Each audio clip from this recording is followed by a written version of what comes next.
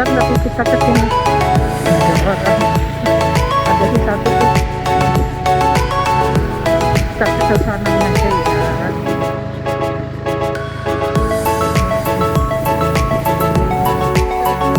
Salah jalan kadang-kadang kita kan ikuti Google Map ya, jadi jalannya itu emang nggak recommended sekali ya, becek, bolong-bolong, apalagi tadi barusan hujan lebat. Tapi karena penasaran aja dengan air terjun Pinang Seribu, nah itu dia katanya. Nah itu sekalinya pinang air terjunnya. Kita shoot dulu ya. Shoot dulu air terjun Pinang Seribu. Nanti aku pulangnya mau lihat saja. Katanya bagus jalan di sana. Oke, baiklah. Nanti kita ini. Oke.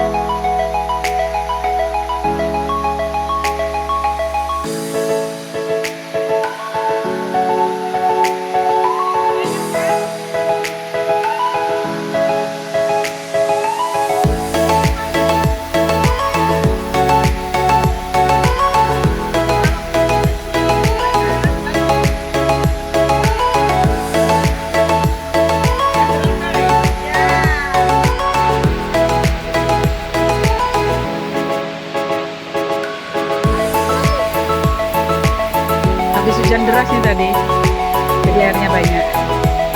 Aku nggak mandi, lupa bawa baju untuk basah-basahan.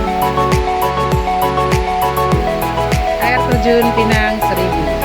Oke, cheers.